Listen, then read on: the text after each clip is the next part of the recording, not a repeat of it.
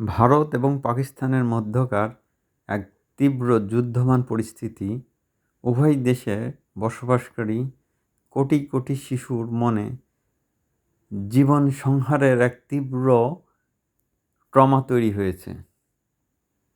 এটা একটা যুদ্ধ খেলা। চিন্তা করুন, ভারতে যদি 5টি অত্যাধুনিক যুদ্ধবিমান ধ্বংস হয়, এটার যে অর্থের ক্ষতি, সেই টাকা দিয়ে ভারতের অসংখ্য অনাহারী শিশুর অন্নসংস্থানের ব্যবস্থা হয়, তাদের শিক্ষার ব্যবস্থা হয়, চিকিৎসার ব্যবস্থা হয়। অসংখ্য ক্যান্সারের রোগী বা বড় আজকে বিনা চিকিৎসায় মারা যাচ্ছে।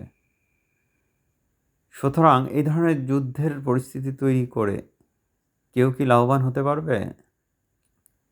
ফলাফল হলো না, বরং শান্তি নিয়ে পৃথিবীতে বসবাস করার মধ্যেই মহাশান্তি।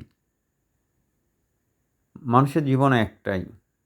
আসুন আমরা সবাই মিলে মানুষের জীবনে শান্তি ও নিরাপত্তার ব্যবস্থা করি। একটা শিশু রাত্রে ঘুমাইতে পারে না, কখন জানি বোমা এসে তার জীবনকে ছিন্ন ভিন্ন করে দেয়। আপনারা গাজার দিকে তাকান, অসংখ্য শিশু আজ মৃত্যুমুখে পতিত, তাদের দেহগুলো ছিন্ন ভিন্ন হয়ে যাচ্ছে, অথচ বিশ্ব বিবেক আজ নীরব নিথর হয়ে দাঁড়িয়ে আছে।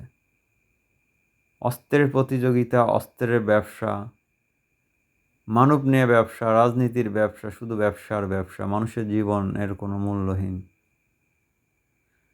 সুতরাং ভারত ও পাকিস্তানের মধ্যকার এই পরিস্থিতি আশু সমাধানের জন্য বিশ্ব বিবেককে সোচ্চার হতে হবে এবং উভয়কে এই আত্মসংহারী পথ থেকে ফিরিয়ে আনতে হবে।